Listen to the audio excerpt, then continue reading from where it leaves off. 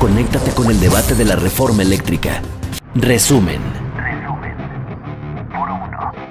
Foro 1. Antecedentes. ¿Cómo llegamos a la reforma de 2013? Los principales resultados y problemáticas de las reformas anteriores. Iniciamos este primer foro del Parlamento Abierto para estudiar a fondo la iniciativa de reforma a los artículos 25, 27 y 28 de la Constitución Política de los Estados Unidos Mexicanos.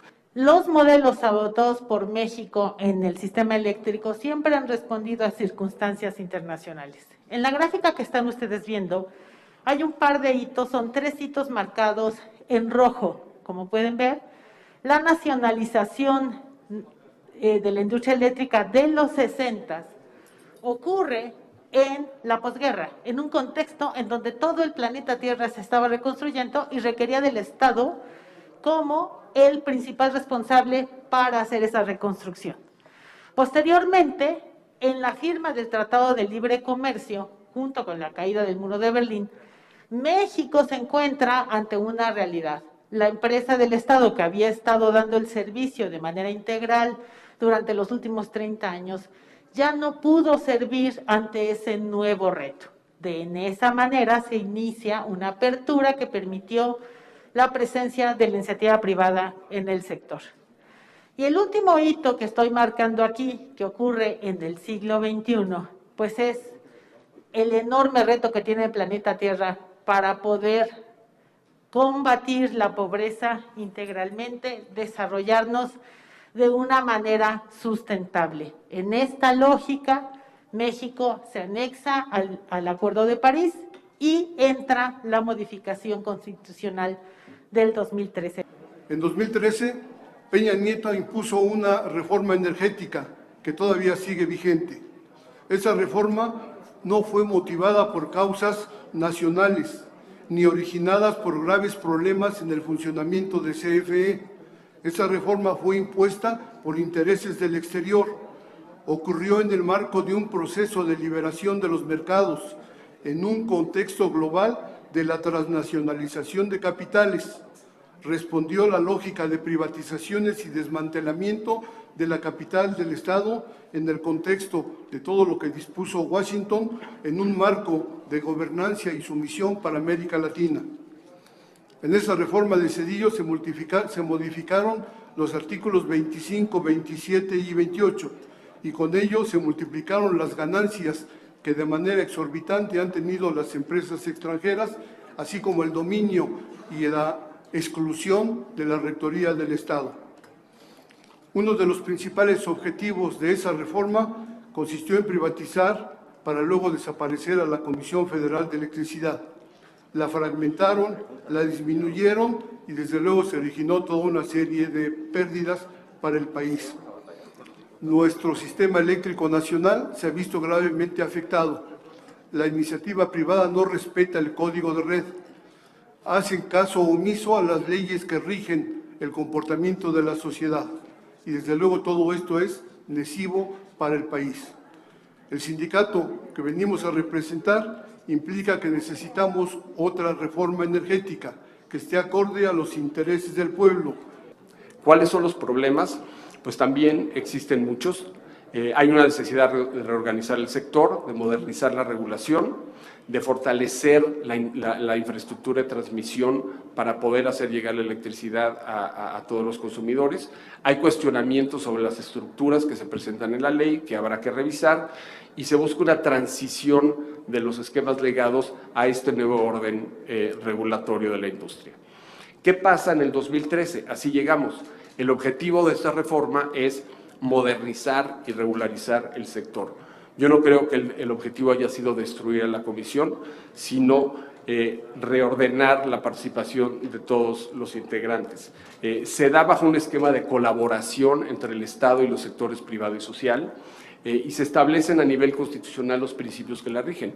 No monopolio y la participación de la libre competencia, reguladores autónomos que puedan mantener decisiones técnicas alejadas de ideologías y de intereses políticos, un principio de sustentabilidad de protección del medio ambiente, una transición energética hacia las energías limpias, operación eficiente con conceptos como el acceso abierto, el despacho económico, y todo otra vez bajo la rectoría del Estado. ¿Qué puede pasar si la CFE deja de producir electricidad? Lo de España, que no tiene empresas públicas de generación, una planeación de generación deficientes, privados que quieren más ganancias y otras cosas que han ocasionado que mucha gente ha tenido que usar velas, como en México antes de que existiera la CFE, y que aparte tiene que decidir entre pagar la luz y comer. Por eso la CFE no puede seguir fracturada y dejar de producir electricidad para evitar ese futuro de velas.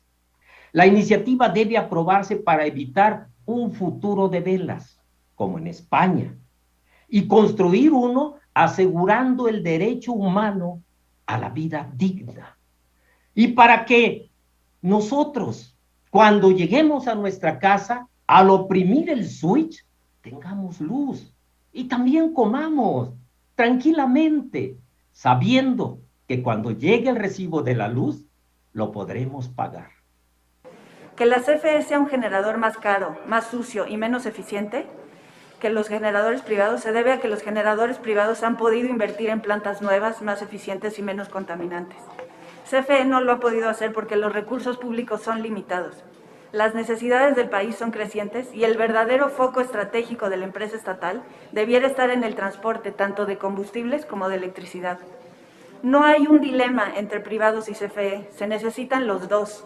Lo realmente importante no es quién genera, sino quién lo hace de la forma más barata y limpia posible. Comenzaré mencionando que el progreso y desarrollo del país tiene un pilar esencial, el sector eléctrico, el cual siempre será una palanca fundamental para el desarrollo futuro de las comunidades, ciudades e industria. No estamos en contra de las energías fotovoltaica ni eólica intermitentes. Esta energía sirve, cabe en el sistema, pero de una manera ordenada, en la que beneficie a las regiones que lo necesitan y donde las propias condiciones de las líneas lo permitan, no generando alta concentración, no solo en ciertas regiones que provoque inestabilidad. Por eso, la trascendencia de llevar a nivel constitucional la transición energética. No se trata de tener una alta penetración de energías intermitentes sin una planeación y a costa de la confiabilidad del sistema. Se trata de la sustitución gradual y ordenada de los combustibles fósiles en la generación. Por todo esto, el Estado necesita recuperar la capacidad de controlar el sistema eléctrico nacional.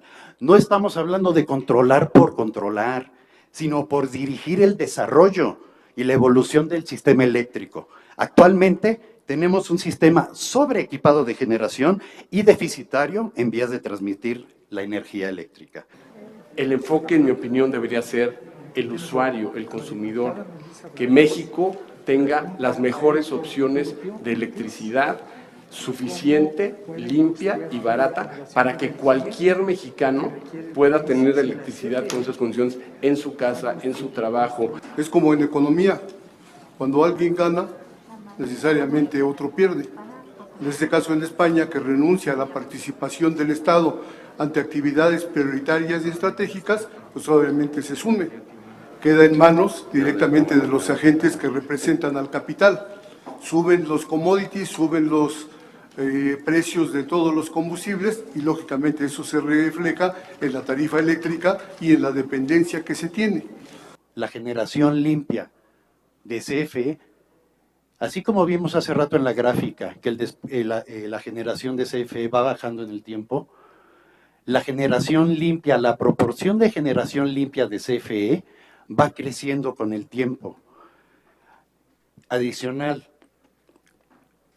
de toda la generación limpia que se inyecta al sistema, el 55% es de CFE. CFE inyecta un 23.9% más de energía limpia que los demás productores. Y los productores privados generan un 93.7% más de energía fósil. No estamos en contra de las energías limpias. Cámara de Diputados, Legislatura de la Paridad, la Inclusión y la Diversidad.